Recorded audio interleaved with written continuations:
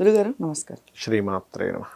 గురుగారు సాధారణంగా మన పుట్టినప్పుడు జాతకం అనేది ఒకటి ఉంటుంది. అంటే గ్రహాలను బట్టి మనం జాతకం రాయిస్తూ ఉంటాము. అవును.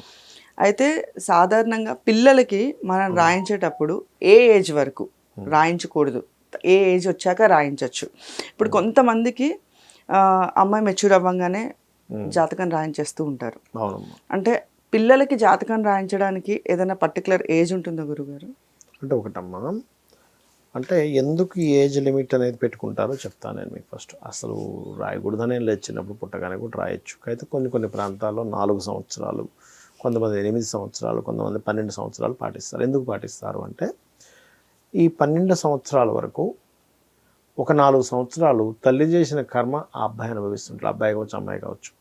ఇంకొక 4 సంవత్సరాలు తండ్రి చేసిన కర్మను అనుభవిస్తుంటాడట. ఇంకో 4 సంవత్సరాలు అతను పూర్వజన్మల్లో చేసినటువంటి తీయలేనటువంటి కర్మలు కొన్ని అనుభవిస్తుంటాడట. అందుకని 12 సంవత్సరాల వరకు రాయరు. ఎందుకు రాయరు అంటే చెప్తాను చూడండి. అంటే నేనైతే రాస్తా. అంటే నాకు ధైర్యం ఏంటంటే నేను అమ్మవారిని ప్రార్థిస్తాను, నాకేమవుతుందనే ధైర్యంతో. ఎందుకంటే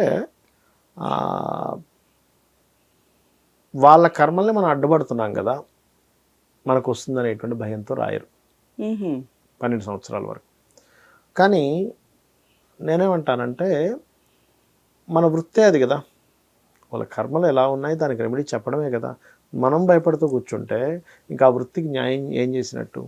రోజు గాయత్రి చేసుకోవాలి, రోజు అమ్మవారి లలితా సహస్రనామాలు చదువుకోవాలి, గోసేవలు చేయాలి. వీలున్నంత దేవతా సంబంధించిన దాంట్లో ఉంటే ఎఫెక్ట్ ఏమి ఉండదు. కాబట్టి రాయొచ్చు, తప్పేం కాదు నా ఉద్దేశంలో.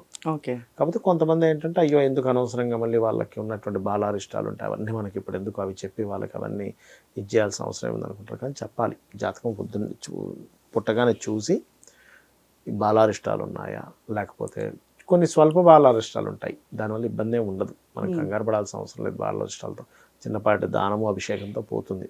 ఒక్కోసారి అనారోగ్య సూచనలు ఉంటాయి పిల్లలకి. పిల్లలు మనలాగా చెప్పలేరు, నాకు ఇక్కడ కడుపు నొప్పి వస్తుందని చెప్పి ఏడుస్తూ ఉంటారు. మనం అంటే చెప్పగలుగుతాం, డాక్టర్లు కూడా అర్థం కాదు, వీడికి కడుపు నొప్పి వచ్చి ఏడుస్తున్నాడా, తలనొప్పి వచ్చిందా, ఏం వచ్చిందా, టెస్ట్లు చేసినా అర్థం కాదు ఒక్కోసారి. అలాంటప్పుడు జన్మజాతకంలో ఇప్పుడు హెల్త్ రిలేటెడ్ ఇష్యూస్ ఉన్నాయని చెప్పి మనం కనిపెట్టి చూసామనుకోండి. అంటే హెల్త్ ఇష్యూస్ ఎలా వస్తాయి అంటే 4వ అధిపతి, 6వ అధిపతి పాడైన, లగ్నాధిపతి పాడైన, అలాగే పంచమాధిపతి వీక్గా ఉన్నా, అంటే ఇమ్యూనిటీ కారకుడు వీక్గా ఉన్నా, లేదా 12వ స్థానాధిపతితో కలిసినటువంటి షష్టమాధిపతి కానీ, చతుర్థాధిపతి కానీ, లగ్నాలు కానీ కలయికల్లో మహాదశలు నడుస్తున్నా హాస్పిటలైజేషన్స్ అవుతుంటారు పిల్లలు. అలాంటప్పుడు అది ఏ గ్రహం ద్వారా వచ్చిందో ఆ గ్రహ సంబంధించినటువంటి దానం ఇవ్వాలి. ఇచ్చి శాంతింపజేసుకోవచ్చు. అలాగే ఎవరికైనా అసలు ఉదాహరణకి ఇప్పుడు చిన్నపిల్లలకి ఒక చిన్న ప్రక్రియ చెప్తాను ఇప్పుడు, అంటే సమయం వచ్చింది కాబట్టి. పిల్లలు మాటిమాటికి ఏడుస్తూ కొన్నిసార్లు అంతుచిక్కని ఇబ్బంది పడుతూ ఉంటారు. అలాంటప్పుడు ఏం చేయాలంటే అమ్మ, చిన్నపిల్లలు అంటే వాళ్ళకి ఇంకా మాట కూడా రాదు సరిగ్గా. 2 గ్లాసులు తీసుకోండి, చక్కగా 2 గ్లాసులు తీసుకొని ఒక గ్లాసులో చక్కగా నీరు పోసుకోండి, ఒక స్పూన్ తీసుకోండి, ఇంకో గ్లాస్ ఖాళీగా పెట్టుకొని ఈ నీరు ఉద్దరిని తీసుకొని ఇలా చూస్తూ ఓం సర్వవ్యాధి ప్రశమనై సర్వమృత్యు నివారణి అగ్రగణ్య అచింత్య రూప కలకల్మషనాశిని అయిన మహా అని అమ్మవారు, లలిత అమ్మవారికి సంబంధించిన స్తోత్రం ఇందులో వేసుకోండి. మళ్ళీ తీసుకోండి చక్కగా ఓం సర్వవ్యాధి ప్రశమని సర్వమృత్యు నివారణి అగ్రగణ్య అచింత్య రూప కలకల్మషనాశిని అయిన మహా అని మళ్ళీ వేసుకోండి. ఇలాగే ఈ గ్లాసులో నీళ్ళన్నీ ఇలా ఒక్కొక్కసారి తీసి చదివిన తర్వాత అమ్మవారికి నైవేద్యంగా ఇలా వాటిని ఒకసారి చూపించి, అమ్మ నీ యొక్క అనుగ్రహంతో నేను చేయగలిగాను, నీ శక్తి వల్ల, అంటే నీ అనుగ్రహం వల్ల నేను చేయగలిగాను, నా గొప్పతనం ఏం కాదు అని చెప్పి నమస్కరించుకొని అమ్మవారికి హారతి ఇచ్చి ఆ నీటిని పిల్లవాడికి బాటిల్లో పెట్టు. మనకి చిన్నపిల్లలు పాలు తాగే ఉంటాయి కదా, అలాగైనా లేకపోతే చెంచాతో తాగే అలవాటు ఉంటే చేస్తే కనుక ఏదైనా అనారోగ్యాలు ఉన్నా కలిగిపోతుంది. అది తల్లి అయినా చేయొచ్చు, తండ్రి అయినా చేయొచ్చు ఈ ప్రక్రియ. ఓకే. అది కొన్నిసార్లు ఎలా ఉంటుందంటే అసలు పిచ్చికిపోతుంది, పిల్లలు ఏడుస్తుంటారు, వీడికి ఏమైందిరా అర్థం కాదు. ఎటువంటి రోగాలు రావు ఇది చేయడం వల్ల, ఎటువంటి రోగాలున్నా పోతాయి కూడా ఇది చేయడం వల్ల. ఓకే. అంటే మనం ఇప్పుడు మీరు చెప్పినట్టు జాతకం చూపిస్తే ఆరోగ్య సమస్యలు, అంటే ఇప్పుడు మన చిన్నపిల్లలకే మనం హార్ట్లో హోల్ అని ఇవన్నీ ఏవో చూస్తూ ఉన్నాం అసలు. కాబట్టి చూపించడంలో తప్పులేదు, చూపించడం తప్పలేదు. హెల్త్ ఇష్యూస్ వస్తాయి, చూపించడంలో తప్పేం లేదు. చూసే వాళ్ళకి అవి ఏమైనా అనవసరంగా ఇబ్బంది అవుతుందేమో అని చూడరు అన్ని సంవత్సరాల వరకు. ఓకే. అది అయితే తప్పైతే ఏం లేదు. తప్పైతే ఏం లేదు. మామూలుగా నన్ను అయితే ఎవరైనా అడిగితే నేను ఒకటే చెప్తాను, అమ్మ చూడొచ్చు, మీకు ఇష్టం ఉంటే చూపించుకోండి, ఇంకోటి మీరు చూపించుకోవాలని నేను చూడాలని దానికంటే ఒక యోగం ఉంటుందమ్మా అని చెప్తాను. ఓకే. వాళ్ళు ఏదో చూపించుకోవడం అంటే ఏదో జాతకం చూడడం కాదు, అది కూడా చూడడానికి కూడా ఒక యోగమే. యోగమా ఒక గురుగారు? యోగమే. ఇప్పుడు ఓకే. వాళ్ళకి ఒక దోషం ఉంది, ఉమ్. అది కనబడింది, నేను చెప్పాను, రెమెడీ చేసుకున్నారు, వాళ్ళు బయటపడ్డారు అనుకోండి. ఉదాహరణ అది ఒక యోగం. ఒక వ్యక్తికి యాక్సిడెంట్ యోగం ఉందమ్మా ఉదాహరణకి. బాబు ఇప్పుడు నువ్వు అయితే జ్యోతిష్ శాస్త్రంలో ఉన్నటువంటి నియమం ఏంటంటే ఏదైనా ఇబ్బందికరమైనది ఉందంటే చాలా సున్నితంగా చాలా జాగ్రత్తగా చెప్పాలి, మంచిని బాగా చెప్పాలి, ఇబ్బందిని చాలా మనిషి భయపడకుండా చెప్పాలి. అది కరెక్టే. అంతేగాని నువ్వు ఇప్పుడు రోడ్డు మీదకి వెళ్ళావా ఢామ్ అంటే అది ఇంకా జ్యోతిష్కుడి దగ్గరికి వచ్చి ఏం లాభం?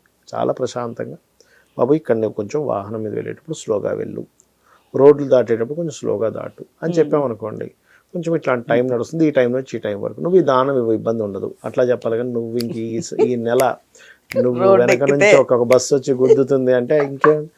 అసలు శాస్త్రం పరాశర మహర్షి చాలా స్పష్టంగా చెప్పాడు, ఇబ్బంది అవతల వాళ్ళకి ఏదైనా దోషం ఉంటే ఇబ్బంది ఉంటే చాలా ప్రశాంతంగా చెప్పాలి, అంటే చాలా జాగ్రత్తగా చెప్పాలి. మంచి యోగాన్ని, బాబు నీకు ఈ గొప్ప యోగం ఉంది కాబట్టి నువ్వు కష్టపడితే బాగుపడతావు అని చెప్పగలగాలి. అలా చెప్పాలి, కానీ భయపెట్టేటట్టు చెప్పకూడదు. భయపెట్టడానికి శాస్త్రం కాదు.